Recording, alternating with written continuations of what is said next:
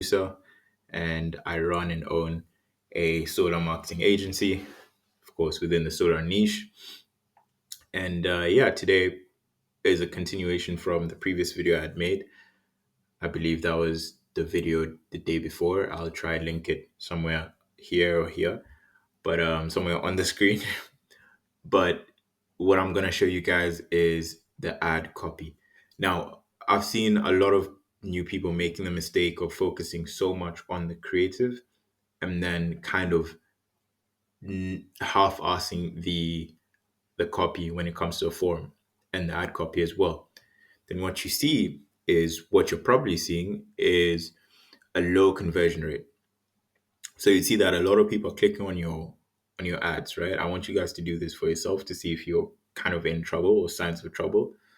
Look at your number of link clicks, right? And then look at how many people submitted the form. If there's a huge discrepancy, you can even look at this as a percentage. But if there's a huge discrepancy, meaning there's a huge gap, a lot of people are clicking, very few are submitting the form, then very few people are submitting as leads, then most of the time your ad is good, it captures people, but your form is just complete dog shit. And today I'll be showing you kind of what to think about when creating a form. The first thing, you need consistency, right? Your form needs to be consistent with your ad copy and with your creative. By ad copy, I mean primary text and headline. Now, you need to keep on reminding homeowners why they clicked on your ad in the first place, because some of them actually forget why they clicked on your ad. And that's what your form does. It reminds them of this, right? So over here, I have an example of a form that works really well and that we've been using for a long time. Um, you can have state, right? Then no cost solar program. Depending on the offer that you have, again, within your ad creative and your ad copy, right? Make it consistent. That's the most important thing. Talk about the second thing later. Second part of making a good conversion is you see this part over here. I've seen a lot of you fill it with nonsense, like just way too much text. Your form needs to be concise. It needs to be as short as possible, but as long as explainable, right? So it needs to still explain what the offer is about, but don't make it too long. Also, don't make it too short. So what I like to do is use emojis as bullet points. That's another thing that really helps, right? Um, Typically, of course, I would have the check mark at the top, the first part, but regardless. So you just want to have kind of three bullet points. Um, I just choose three because I guess it looks good. I never choose two or one, but yeah, just kind of three amazing things about the offer that you're running.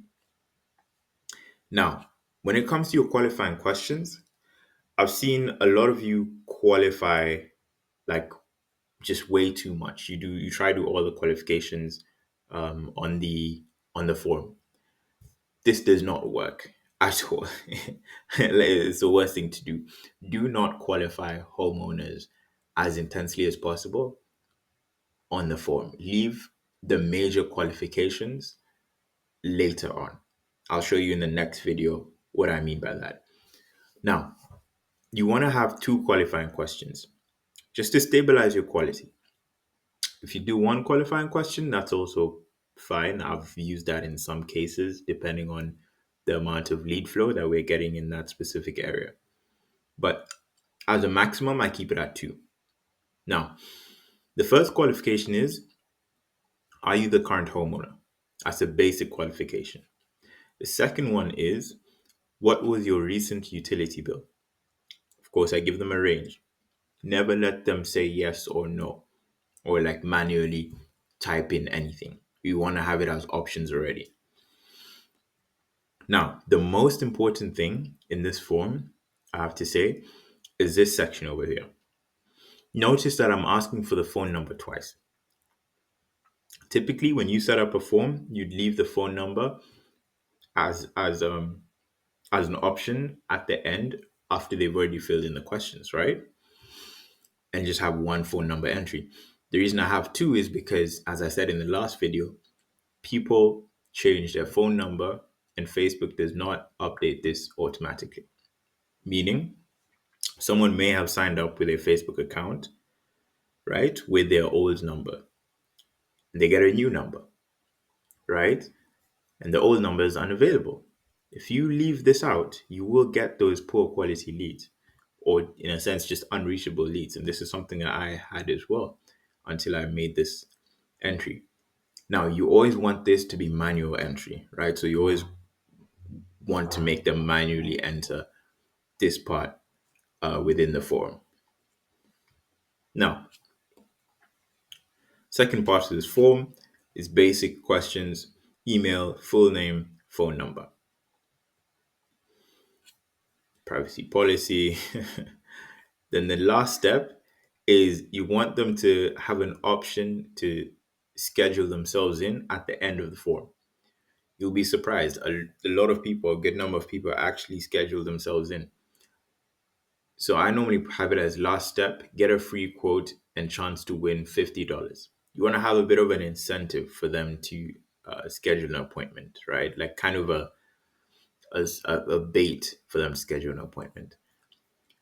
You mentioned about what the free quote does. This is just all ramble. You can chat GPT this stuff over here. Then the button is also quite important. Schedule an online appointment. Have that all in capital letters, or book your free quote now, or before your area goes, secure your spot.